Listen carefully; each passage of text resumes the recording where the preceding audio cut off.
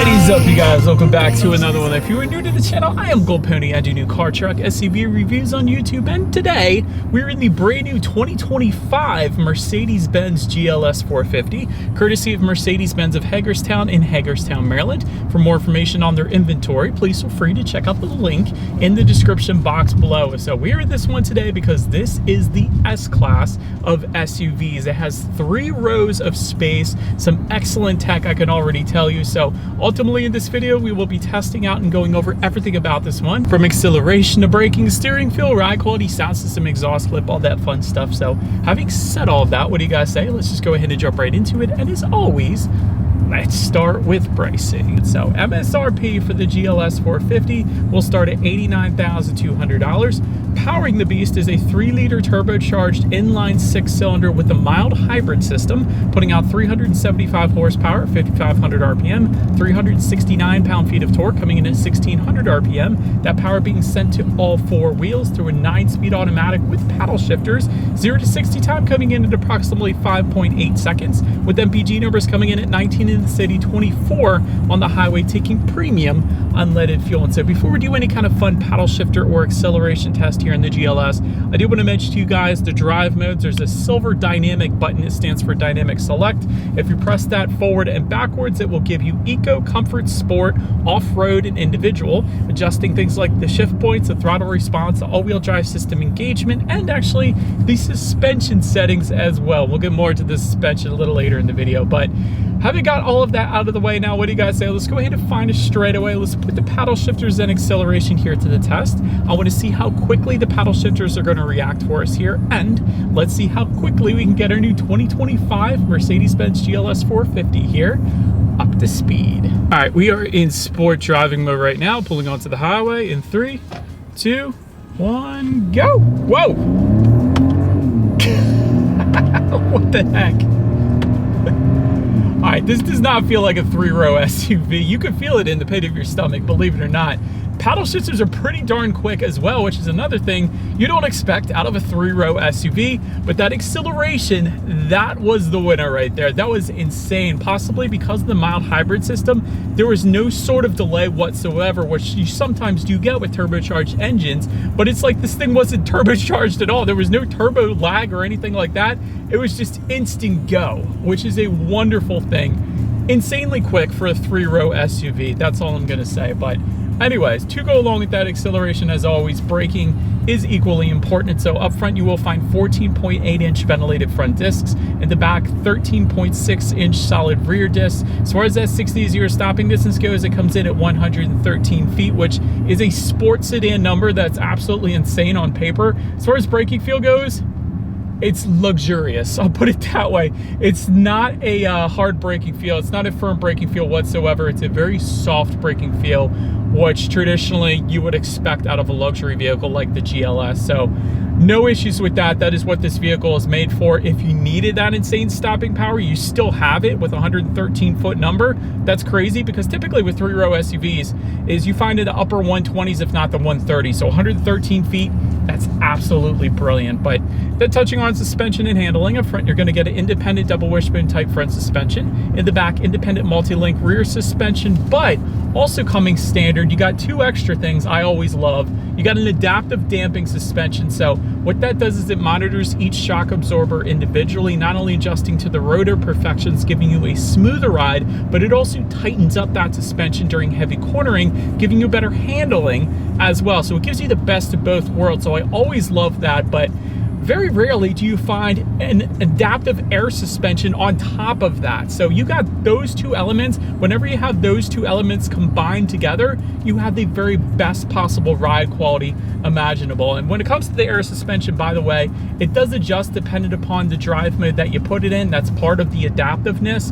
But there is also a manual switch located just by the center kind of armrest here. So I don't know how to explain it. I'm just going to show you guys a B-roll, but that's pretty cool too if you want to manually like raise it up if you're going off-road for a little bit of overlanding or something like that. So I love that. But anywho, as far as ride quality goes, like I said, it's been perfectly fine in my short little test drive here today because of the adaptive damping suspension, because of the adaptive air suspension, this is going to be the very best ride quality you can possibly get out there right now. As far as steering feel goes, I actually like it. It's weighted a little bit on the heavier side of things, which you traditionally don't find in SUVs, but honestly, it's just right. It's not a loosey-goosey steering feel, but it's not a super firm steering feel either. It's what it should be, so no issues there. As far as cabin noise goes, we're going 44 miles per hour right now. I certainly don't have any issues, as you would expect from a $100,000 SUV. Then touching our rear visibility, because those third row headrests are down, it's actually really, really good right now. So I don't have any issues looking out my rear view mirror there, so you gotta love that. On top of that though, touching on forward visibility, rain sensing windshield wipers actually do come standard on the GLS as well. So whenever it detects any kind of mist or rainfall, it's gonna automatically turn on those windshield wipers for you. So just one less thing you gotta worry about so you can better enjoy the drive.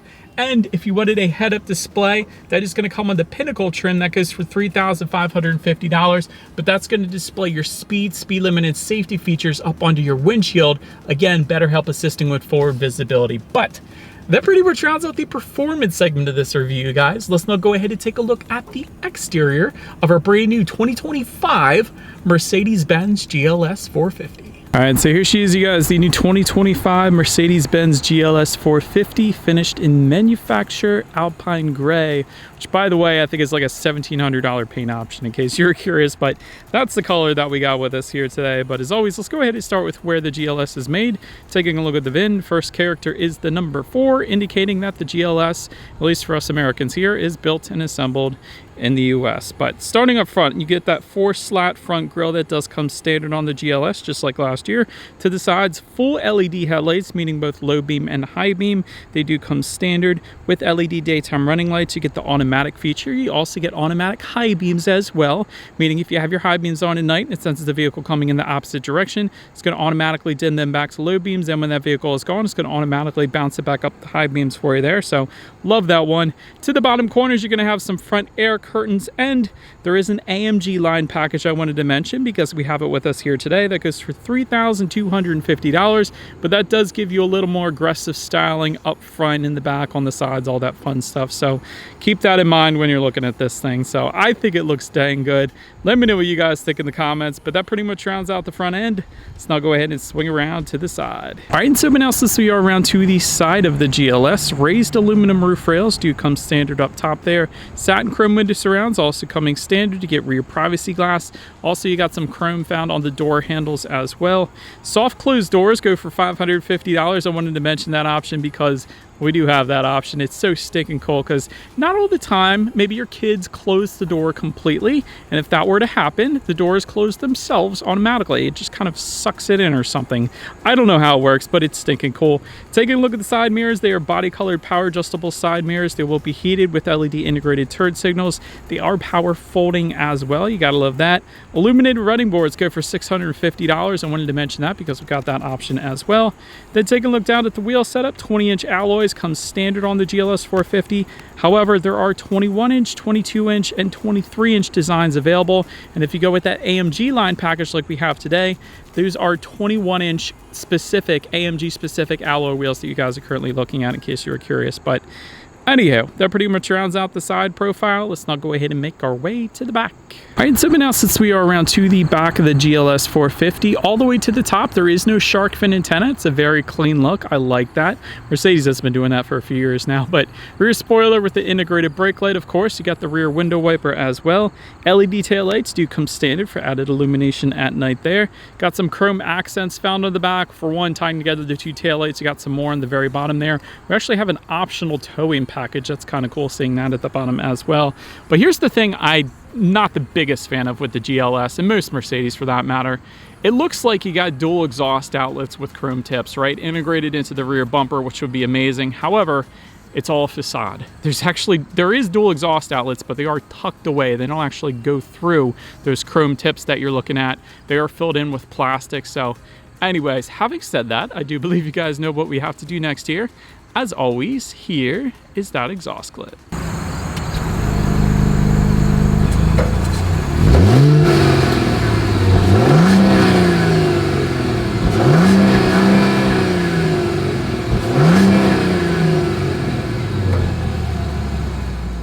Alright, so now since we are around to the back of the GLS, when it comes to opening that rear tailgate, it is a hands-free power tailgate that does come standard on the GLS 450, so you gotta love that if you got your hands full of groceries or whatever the case. But there is a button on the key fob, there is a rubberized button on the tailgate itself then as well. If you press that, it's gonna automatically open up. But once opened up, cargo capacity comes in at 17.4 cubic feet. If that was not enough space, you can fold that third row down, bumping it up to 42.7 cubic feet.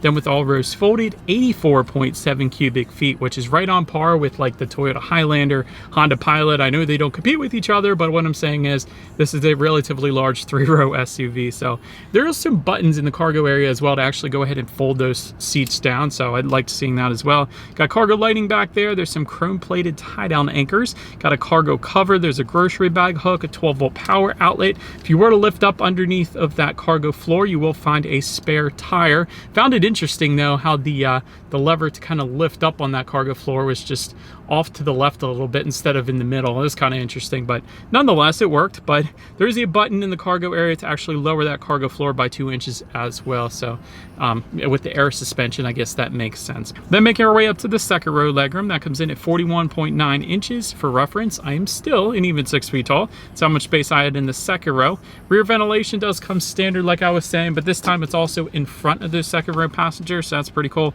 Bench seating does come standard. Captain's chairs are going to be optional. I feel like I had the captain's chairs last year. Got the bench seating this year. Cool thing with the bench seating is you do get a rear center armrest with cup holders in the middle if you go with that route, so that's kind of nice. Heated second row goes for $580 if you wanted that. You can find power second row sunshades for $580 as well. We got that option. That was pretty sweet.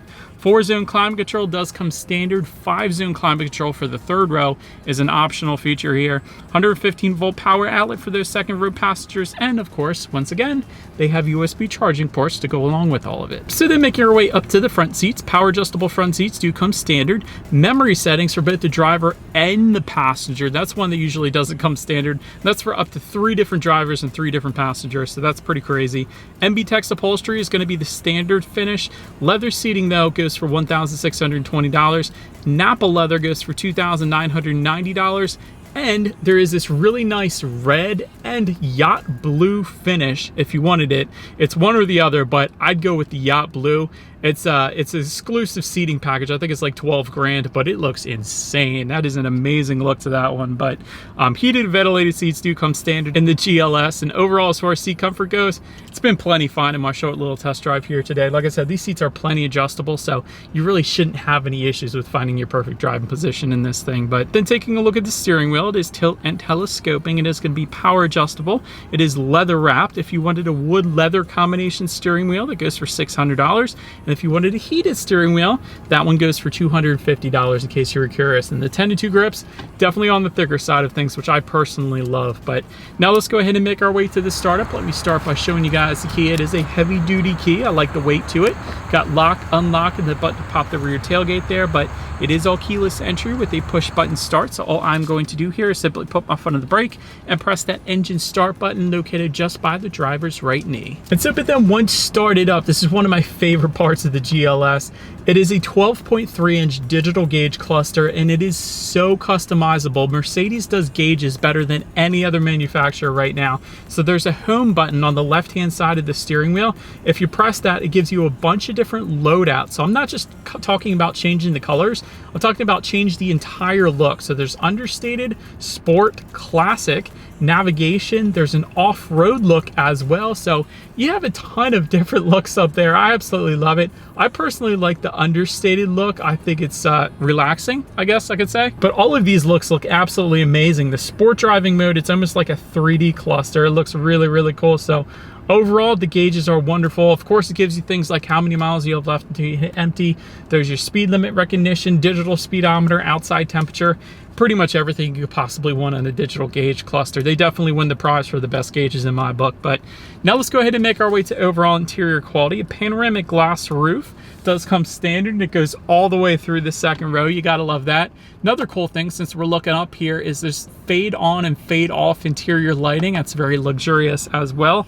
You got home link controls that does come standard for up to 3 different garage doors found at the bottom portion of this frameless rear view mirror here.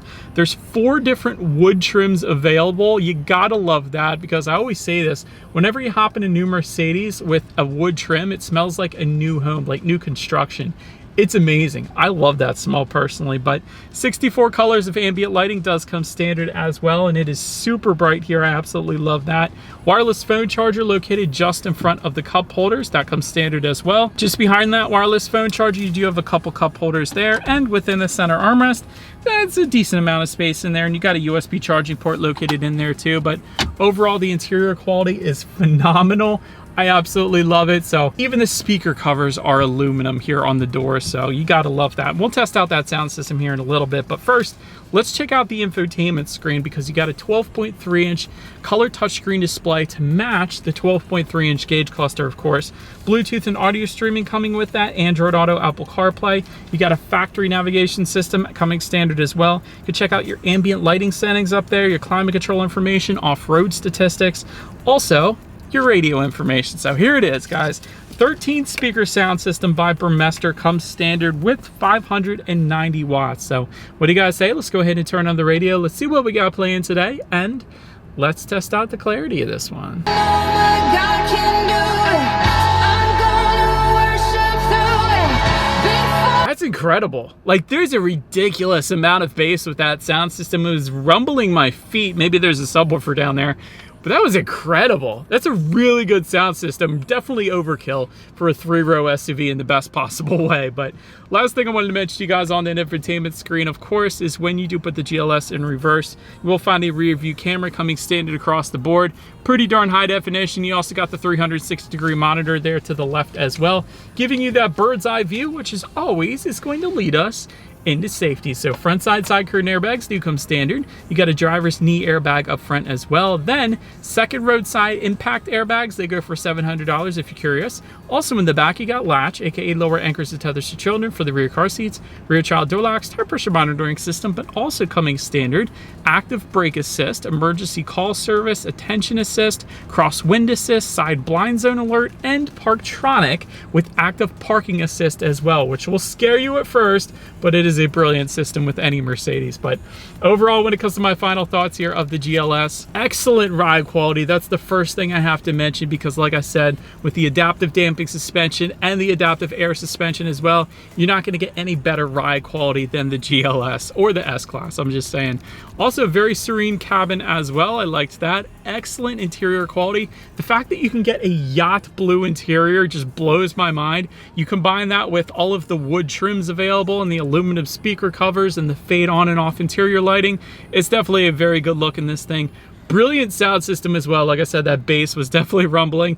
The only constructive criticism I can possibly think of, because I don't want to deceive anybody with that original MSRP price, is there are so many options on this thing. You could easily get up over $100,000 pretty darn easily. Maybe the one that we got is, I don't even know, I didn't even look, but yeah, it gets pricey quick. I'll just put it that way. But that's about it for this one, you guys. Thank you so much for watching. Feel free to follow me on social media at the bottom of the screen if you wanted to see what's coming next on the channel before it gets to YouTube. Be sure to hit the subscribe and the bell notification button if you're into new car reviews, because that's what we do here on this channel after all. Do appreciate you guys watching more than you know. I will see you guys all in the next video. Stay gold.